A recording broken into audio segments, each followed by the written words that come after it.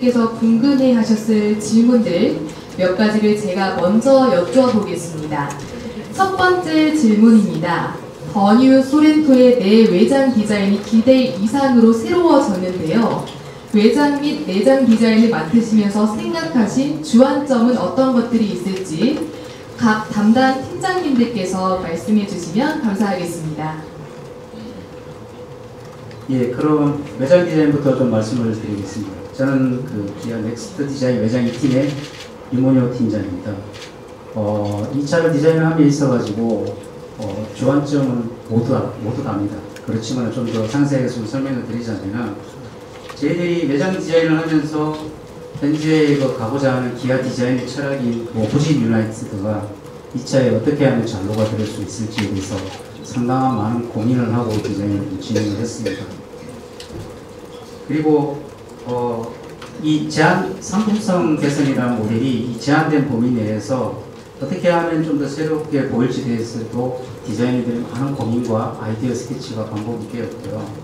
더불어서 앞뒤가 제한된 변경 범위인데 앞뒤가 변경되면서 사이드 바디와의 조화감에 대해서도 많은 주안점을 두고 현재 디자인을 진행을 했습니다.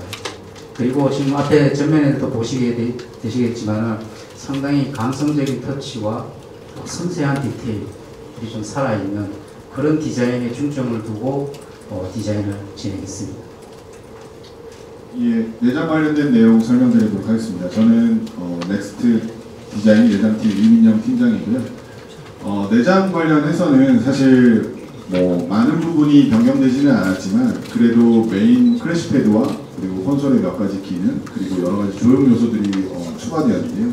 저희가 디자인을 하면서 가장 고민했던 부분은 기존의 소비자들이 굉장히 선호했던 그 볼드하고 강인한 어떤 이미지, 그리고 수직적으로 되어 있는 배열들에 대한 그런 이미지들을 잘 유지하면서도 좀 더 섬세하고 세련된 어떤 감각적인 요소라든지 터치 요소들을 좀 적용하는데 주안점이 뒀고요. 그리고 다양한 그 테크니컬한 파트들이 들어오면서 대형 디스플레이라든지 여러 가지 기능들과 결합을 하면서 좀 더 감각적인 어떤 디테일한 마감이나 이런 부분들에 좀 신경을 많이 썼습니다. 그 예로 저희 그 디스플레이와 그리고 그 전환형 스위치 공조를 보시면 기존의 EV6나 여러 차종에 똑같은 기능을 하고 있지만 좀 더 기아 브랜드가 가진 어떤 테크니컬한 어떤 라인이라든지 기아 철학이 가지고 있는 브랜드 로고에서 보여지는 어떤 사선의 어떤 디테일이라든지 이런 그런 요소들이 베젤 끝단 그리고 스위치 하나하나의 끝단에 섬세하게 적용을 해서 좀 더 세련된 이미지 그리고 수평적인 이미지와 좀 더 어울릴 수 있도록 저희가 준비를 했습니다. 네, 감사합니다. 네, 답변 감사합니다. 이어서 두 번째 질문 드리겠습니다. 최근 SUV에 디젤 엔진 없이 가솔린 엔진으로만 운영되는 사례가 많습니다. 더 뉴 소렌토는 디젤 엔진도 여전히 유지하고 있는 것으로 보이는데요. 더 뉴 소렌토에서 디젤 엔진을 유지하게 된 이유는 무엇인지 답변 부탁드리겠습니다. 네, 안녕하십니까. 국내상품 2팀 김철웅 팀장입니다. 먼저 본 질문에 답변 드리기에 앞서서 지금 굉장히 많은 고객분들께서 오랜 기간 동안 소렌토를 기다리고 계십니다. 그 기다리고 계신 고객분들의 이제 계약 그리고 이제 실제 출고 요청 고객 비중으로 보면 하이브리드가 약 한 85%까지 비중이 많이 올라가 있는 상황입니다. 그래서 사실 그런 어떤 계약 비중으로 보더라도 그리고 판매 물량으로 보더라도 내연기관 차종 중에는 가장 어떻게 보면 좀 친환경적인 모델로서 어느 정도 입지를 많이 가지고 있다. 이 부분을 먼저 좀 강조드리고 싶고요.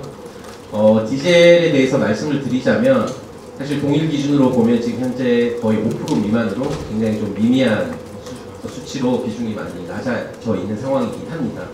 다만 이제 저희가 이제 상품성 개선 모델이다 보니 아무래도 좀 더 효율적으로 기존 PT를 유지할 수 있는 그런 좀 장점은 있습니다.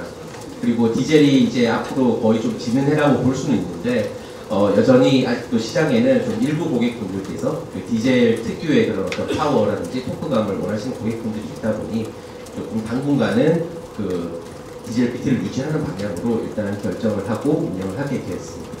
감사합니다. 네, 답변 감사합니다. 세 번째 질문입니다. 더 뉴 소렌토를 보면 디자인뿐만 아니라 사양 측면에서도 여러 가지 업그레이드가 많이 된 것처럼 보이는데요. 특별히 강조하고 싶은 강점은 어떤 것들이 있는지 답변 부탁드리겠습니다. 네, 이어서 이 부분도 제가 좀 말씀드리자면 사실 뭐 상품성 개선을 함에 있어서 많은 한계점을 존재한다. 앞서 이제 디자인에서도 말씀 주셨듯이 디자인을 하심에 있어서도 굉장히 오히려 새로운 디자인보다 이런 개선하는 데 더 어려움이 많이 존재하셨을 거라고 저도 알고 있고요. 굉장히 고생을 많이 해주셨고요. 그리고 이제 그 상품성 측면에 있어서도 저희가 상품성 개선 모델을 진행하면서 좀 반영하기 어려웠던 많은 기능들을 최대한 집어넣으려고 많은 노력을 했습니다. 대표적으로 좀 강조해드리고 싶은 부분이 제가 발표 때에도 말씀을 드렸지만 저희가 무선 소프트웨어 업데이트 시스템이라든지 차세대 커넥티비티 CNC 시스템과 같이 그 첨단 커넥티비티 기능을 대폭 보강하는 방향으로 저희가 의사결정을 했고요. 그리고 추가적으로 ADAS 측면에 있어서도 그 고속도로 주행보조2와 같은 최신 첨단 기능들까지 대폭 보강하고자 노력을 많이 했습니다. 그리고 패밀리 SUV로서의 특성을 좀 고려하고 다양한 탑승자분들께 좀 더 쾌적한 드라이빙 경험을 제공해드리기 위해서 다양한 시트 시스템이라든지 그리고 공간적인 측면, 주행, 주차 측면에 있어서의 편의사양들도 대폭 보강해서 비록 상품성 개선 모델이지만 보시다시피 거의 신차 수준의 변경감을 구현하기 위해서 많은 노력을 기울였다. 그렇게 좀 봐주시면 좋을 것 같습니다. 네, 답변 감사합니다. 방금 질문의 마지막으로 이제 본격적으로 오늘 참석해 주신 미디어 분들께 직접 질문을 받아보는 시간 갖겠습니다. 더불어 오늘이 소렌토 출시일인 만큼 소렌토와 무관한 질문을 지향해 주시면 감사하겠습니다. 질문이 있으신 분들께서는 손을 들어주시면 진행 스텝이 마이크를 전달드릴 예정이니까요. 질문이 있으신 분들은 손을 들어주시기 바랍니다. 네, 저 연합 최경희 기자입니다. 질문이 두 가지가 있는데요. 오늘 디자인을 보니까 기존의 소렌토 대비 기존 소렌토는 굉장히 날렵하면서 새끈하다는 생각을 많이 가졌었는데 좀 확실히 볼륨이 많이 살아난 것 같고 좀 많은 차이점을 느꼈는데요. 이런 디자인 측면에서 첫 번째 앞에 라이트를 보면 기역자로 보여서 혹시 이게 기아의 기역을 딴 건가 뒤도 보니까 좀 그렇더라고요. 개인적으로 좀 궁금하고요. 그리고 기존 모델 대비해서 전고라든가 전장이라든가 스펙을 조금만 좀 비교를 해서 설명을 해주시면 좋겠고, 두 번째는 국내 이제 올해 얼마 남진 않았지만 판매 타깃이라든가 해외 론칭 플랜에 대해서도 좀 설명 부탁드립니다.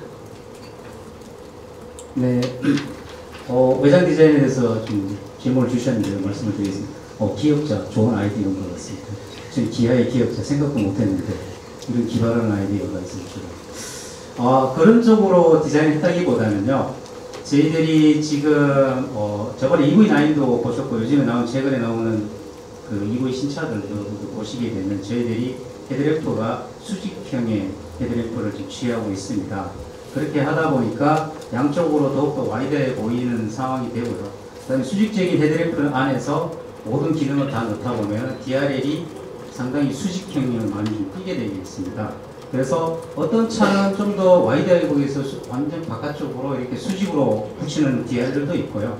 어떤 차들은 좀 더 강인한 느낌을 주기 위해서 라디에이터를 안쪽으로 치고 도는, 그래서 완전히 새로운 느낌이 날 수 있도록. 그렇지만 기아가 추구하고 있는 시그니처 라이팅 스타메 그래픽을 좀 유지를 하는 그런 쪽으로 방향을 틀었다고 봐주시면 될 것 같고요. 향후에 나오는 차종들도 대부분 다 이런 식으로 아이덴티티를 계속해서 유지해서 나갈 예정이 있습니다. 그렇게 해서 다음 차종에서도 또 다음 차종에서도 그렇게 충분히 나올 수 있을 것 같고요. 아까 기자님께서 말씀하신 기억자 3개 듣겠습니다. 상당히 좋은 아이디어고요. 그 다음에 그 전장이나 재원 같은 경우에는 현재 전장 재원은 거의 똑같이 유지했다고 봐주시면 되고요. 지금 보시게 되면은 후드가 아까 제가 발표드렸을 때 상당히 이렇게 강인한 느낌으로 좀 볼륨감을 많이 줬다고 말씀을 드렸습니다. 그래서 후드가 기존 차 대비해서는 조금 더 상향이 돼서 더 아까 좀 이렇게 새끈하게 옛날 차는 좀 날렵하게 좀 스포티하게 돼 있다고 했는데 지금은 그 소렌토는 더 SUV하고 더 강인해 보이고 더 감성 터치가 더 많이 들어간 그런 디자인으로 진행해도 주시면 될 것 같습니다. 감사합니다. 네. 네, 이어서 지금 핵심 타겟에 대해서 질문을 주셨는데요. 소렌토의 핵심 마케팅 타겟은 30, 40대 그 패밀리 수요층을 중점적으로 하고 있습니다. 아무래도 이제 중형 SUV급의 가장 핵심적인 볼륨 수요층이라고 볼 수 있고요. 실제 저희의 그 올해 기준으로 실제 판매 비율만 보더라도 거의 한 30, 40대 패밀리 수요층 한 60% 가까이 차지하고 있을 정도로 두터운 수요층을 보여주시고 있습니다. 그래서 저희는 이 30, 40대 패밀리 수요층을 대상으로 뭐 가족 용도라든지 주말 레저 용도의 그런 SUV의 본연의 가치를 좀 부여해드리고자 많은 좀 고민을 했다라고 보시면 될 것 같고요. 다만 여기서 그치지 않고 그럼에도 불구하고 중형 SUV는 데일리카로서도 사실상 그 실제 운행하는 시간상으로만 놓고 본다면 그럼에도 불구하고 이제 도심에서의 활용도가 가장 높은 차종이기도 합니다. 그래서 그러한 부분들을 고려해서 물론 이제 주말 여행 레저뿐만 아니라 이 도심 내에서도 굉장히 좀 세련되고 고급스러워 보일 수 있도록 그 디자인을 같이 좀 고민을 하였고요. 사양 측면에서도 그런 그 다양한 편의 사양들이 여러 가지 휴식뿐만 아니라 좀 도심 주행에 최적화된 여러 가지 사양들로 좀 구성이 되어 있다. 그렇게 좀 이해해 주시면 될 것 같습니다. 그 글로벌 런칭 계획 같은 경우는 지금 아직 명확히 세팅은 안 됐고요. 국내 런칭을 시작으로 향후 이제 글로벌 시장까지 확대 런칭할 예정이고 정확한 시점은 추후에 이제 세팅되는 대로 저희 커뮤니케이션 센터 통해서 한번 고민해 주시면 될 것 같습니다. 국내 판매 목표도 여쭤볼 수 있어요? 국내 판매 목표는 저희가 지금 중형 SUV 시장이 최근 한 2년 정도 보면 저희 소렌토가 거의 한 7만 대 가까이 연간 판매를 하고 있습니다. 그래서 저희가 P 모델을 출시하면서도 그 이상의 한 뭐 7만 대 이상 수준의 판매 목표를 좀 달성하고자 많은 노력을 기울여 나갈 예정입니다.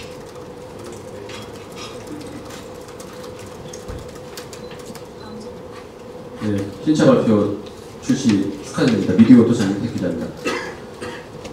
얼마 전에 현대에서 산타페가 완전 신모델로 나왔는데 경쟁 차종이잖아요. 산타페와 달리 어떤 식으로 어필을 할 건지에 대한 전략, 산타페와 좀 콤플릭이 좀 생길 수도 있을 것 같은데 소렌토만의 차별화된 방법 같은 거 좀 말씀해 주시고요. 그리고 요거는 그 제가 제어표를 좀 들여다 보니까 기존보다 연비가 가솔린 모델이랑 디젤 모델은 연비가 오히려 약간 소폭 디자인 변경되고 무게도 거의 동일한 것 같고 파워트레인도 비슷한데 연비가 0.2 정도씩 안 좋아졌더라고요. 근데 하이브리드는 또 연비가 더 좋아졌는데 연비가 소폭 약간 변동된 거에 대해서 좀 설명 부탁드리겠습니다. 네, MLV 프로젝트 팀의 김규경 책임이라고 합니다. 그 연비가 악화된 디젤과 가솔린 쪽에서 연비가 악화된 사유는 저희가 P 차종이지만 안정성 대폭 확대를 위해서 차체 보강이 상당히 많이 됐습니다. 신사양도 포함해서 약 50kg 이상의 중량 전략이 발생하였고 이거를 극복하기 위해서 여러 가지 연비 개선 아이템들이 적용되었습니다. 특히 연비를 중요시 여기는 하이브리드 고객 특성에 맞춰서 연비 쪽에 연비 개선면을 지속적으로 발굴했고 그러면 증량 증가분에 대한 만회분을 하이브리드에다 집중적으로 했기 때문에 하이브리드 쪽 연비를 개선할 수 있었습니다. 감사합니다. 예, 그리고 지금 앞서 이제 저희 경쟁차 대비해서 이제 경쟁 강점을 어떻게 보고 있냐라고 말씀 주셨는데요. 뭐 앞서 조금 유사한 말씀을 드렸는데 그 소렌토는 지금 강인하면서도 도심 내에서 어울리는 좀 세련되고 세련되었지만 역동적인 디자인으로 많은 고객분들의 좀 선택을 받아왔습니다. 그래서 저희가 이번 P 모델을 통해서 그러한 좀 소렌토만의 강인한 디자인을 더 강화하고 그리고 여기에 좀 하이테크하고 미래지향적인 이미지를 함께 부여함으로써 좀 차별화를 좀 꾀하려고 했던 포인트들이 있습니다.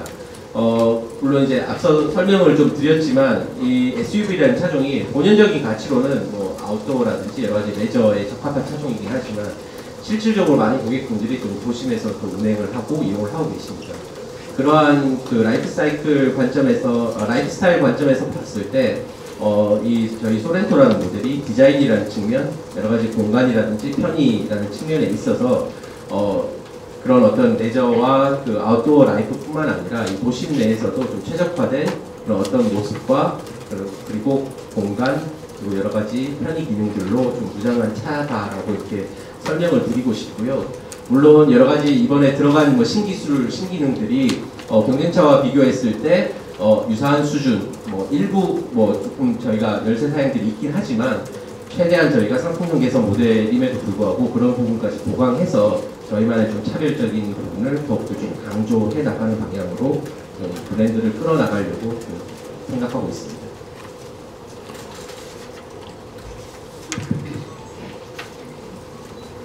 안녕하세요. 블로터 주정 기자입니다. 두 가지 질문을 드리겠는데요.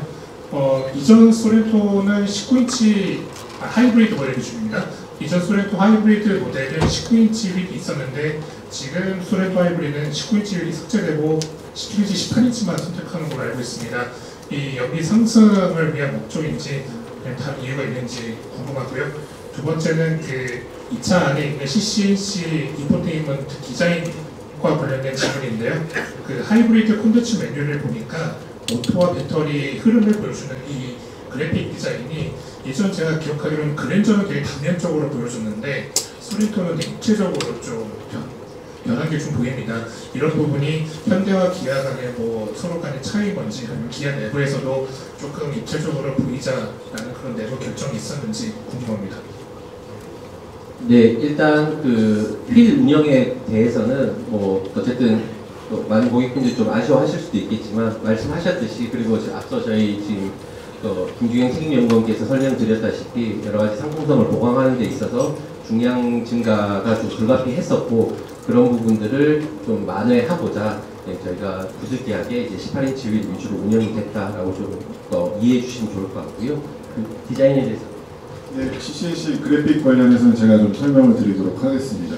저희 그래픽을 뭐 상세히 메뉴 하나하나 다 들어가 보시면 아시겠지만 기능 하나하나의 어떤 그래픽이라는 요소들도 저희가 굉장히 디자인 팀에서 직접 참여를 해서 저희 인포테인먼트 쪽, 전자 설계 쪽과 같이 협업을 해서 진행을 하고 있고요.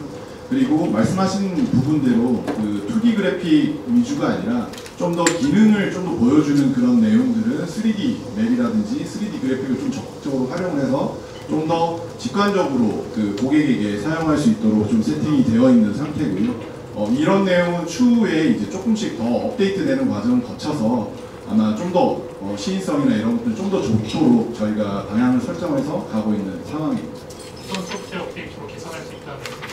그 내용은 아니고요. 저희가 이제 차세대의 그래픽이나 혹은 다른 디스플레이에 적용했을 때 좀 더 직관적인 그래픽 전체 레이아웃을 좀 업데이트하는 방향으로 좀 생각을 하고 있고요. 필요시에 기능적인 부분들을 금방 말씀하신 그런 소프트웨어 업데이트적인 측면으로 좀 할 수 있다고 저는 생각을 하고 있습니다.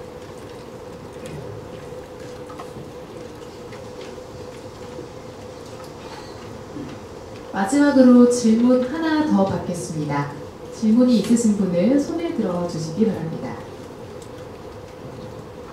네, 모트리온 박기동 기자입니다. 아까 설명 중에 스마트 파워 테일게이트에 제가 듣기로 웨이 클로즈라고 들었던 것 같습니다. 그게 이제 멀어지면 자동으로 닫아준다는 건가요? 그거 좀 설명해 주시고, 그리고 헤드램프의 매트릭스 헤드램프라고 부르는 스마트 헤드램프는 이 B급에서는 적용이 좀 어려운가요? 어웨이 파워 게이트에 대해서 먼저 말씀드리면 파워 게이트가 오픈된 상태에서 스마트 키를 소지한 고객이 뒤쪽으로 가면은 이 스마트 파워 게이트가 스마트 키를 감지를 하게 됩니다. 그 상태에서 일정 거리가 떨어지면은 고객이 멀어졌다고 차가 인식을 하고 자동으로 닫히게 됩니다. 근데 여기서 또 빈번하게 거기 왔다 갔다 해야 되는데 차 문이 닫힐 상태를 고려해서 이 기능은 끈 오프 버튼이 적용되어 있고요. 그래서 특히 캠핑이나 아이의 짐을 계속 옮길 때 내가 양손이 편하게 사용할 수 없을 때 사용할 수 있는 편리한 기능이라고 보시면 돼요.